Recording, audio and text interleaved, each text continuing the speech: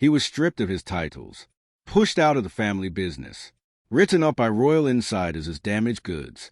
So why did veterans from 26 countries just watch him walk into a stadium and light it up like nothing ever changed? Because here's the truth the palace doesn't want you to hear. They didn't just lose a prince when Harry left. They lost a weapon. And this week, in Birmingham, he showed them exactly what that weapon looks like when it's finally set free. Rewind to 2013. Harry isn't a headline yet. He's a soldier, 2 tours in Afghanistan behind him, and on a trip to America, he watches something that changes the direction of his entire life, the Warrior Games. Wounded veterans, competing, healing, together. He doesn't just admire it. He builds his own version of it. By 2014, the Invictus Games are born. And now, more than a decade later, 26 countries compete, with Uganda the most recent nation to join a community that Harry created from nothing. Fast forward to July 10th, 2026. Birmingham's NEC Arena. The countdown begins, exactly 1 year until the 2027 Invictus Games. Harry shows up and tries pickleball, a brand new sport debuting at next year's Games, and jumps straight into a wheelchair rugby session like he's never left this world. He's not performing. He's not stiff. He's not managing his image. People who work with him say it plainly. When Harry is with his community, he is completely in his element.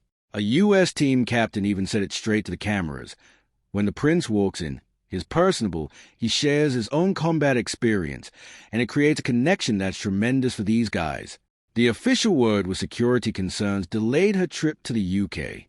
Instead, Harry took a video call mid-event, flashing that familiar Sussex smile at whoever was on the other end of the line, presumably her, before heading off without her by his side.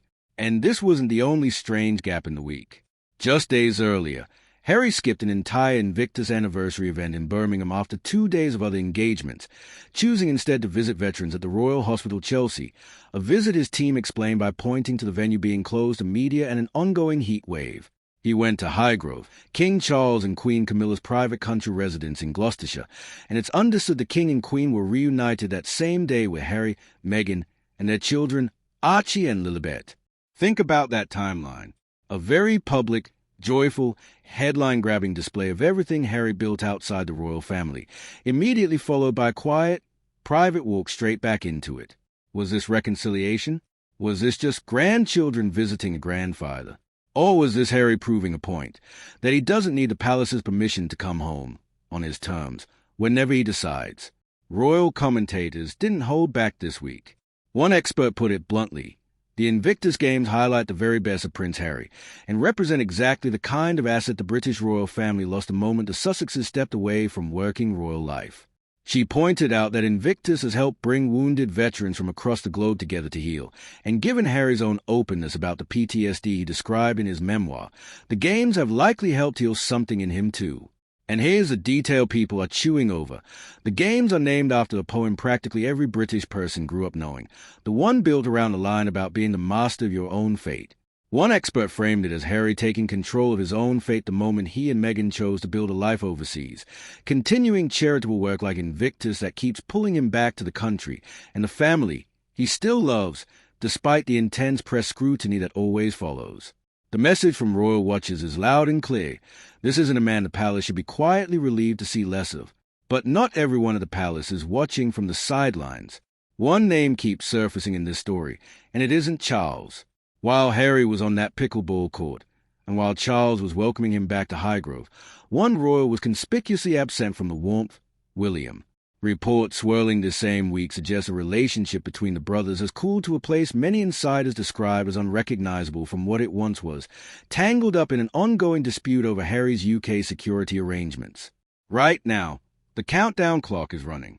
The full Invictus Games return to Birmingham from July 10th through the 17th, 2027, and organizers are already promising the world's biggest turnout yet, with a specially branded train now running between London and Birmingham just to build the excitement. Harry has 1 year to keep building this movement. 1 year where every appearance, every visit to the UK, every private meeting at Highgrove will be read as a signal. Is this a man coming home, or a man simply visiting a country that no longer fully belongs to him? One thing is certain: whatever this family broken can't fix in private, Harry is quietly rebuilding in public, one games at a time. Because in exactly 1 year, Harry comes back to Birmingham, not as an outsider, not as a scandal, but as a man who built something the family never could. And when he does, the whole world will be watching to see who from that family shows up to stand beside him.